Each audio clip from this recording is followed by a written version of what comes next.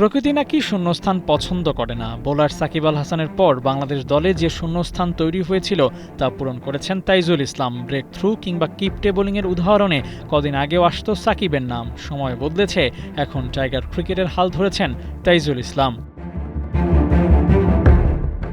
বিতর্কহীনভাবে সাকিবই সেরা, তবে সচিনদের দেশে যেমন রোহিত কোহলি জন্মেছেন, তাদের রেকর্ড ভাঙার চেষ্টা করেছেন, তেমনি বাংলাদেশেও সাকিবের রেকর্ড ভাঙার দ্বার প্রান্তে তাইজুল ইসলাম। খুব দূরে না হলেও সাকিবের কাছে বিশেষ এক রেকর্ডে বাংলাদেশের প্রথম বোলার হওয়ারও সুযোগ হাতছানি দিচ্ছে তাইজুলের সামনে। যেমন করে বল হাতে বাংলাদেশের বোলারদের মধ্যে সবার আগে থাকতেন সাকিব আল হাসান। 2024 সালের 27 সেপ্টেম্বর থেকে 1 অক্টোবরের টেস্ট সাকিবের খেলা সবশেষ রেড বলের ম্যাচ। সেই ম্যাচে নেওয়া 4 উইকেট সহ সাকিবের মোট উইকেট সংখ্যা 246। আর 4টি উইকেট নিতে পারলেই বাংলাদেশের প্রথম বোলার হিসেবে 250 উইকেট নেওয়ার কীর্তি করতে পারতেন সাকিব।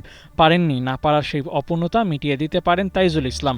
250 টেস্ট উইকেট নেওয়ার কীর্তিটা তাইজুলই প্রথম করতে পারেন এই বাংলায়। 232 উইকেট তো হয়েই গেল, বাকি 18টা উইকেট নিতে পারলেই 250-র ক্লাবে পা ফেলবেন তাইজুল। এমন এক মাইলস্টোন যার সামনে তাকে দেশের কিংবদন্তি না বলে উপায় আছে নাকি?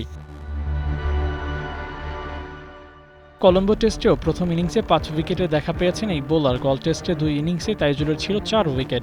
2 টেস্টে 3 ইনিংসে 9 উইকেট শিকার। বিদেশের মাটিতে তুলনামূলক কম সফল এমন কথা উড়িয়ে দিয়েছেন তাইজুল ইসলাম। দেশ কিংবা বিদেশ, তাইজুল সবখানি হাসছেন সাফল্যের হাসি।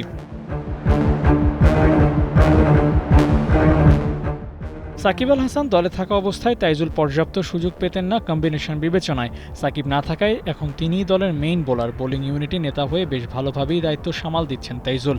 এন্ড অব দ্য ক্যারিয়ারে 400 কিংবা তার চেয়েও বেশি টেস্ট উইকেট নিয়ে ক্রিকেটকে বিদায় বলতে পারবেন তাইজুল। আবু নাঈম, ৭১।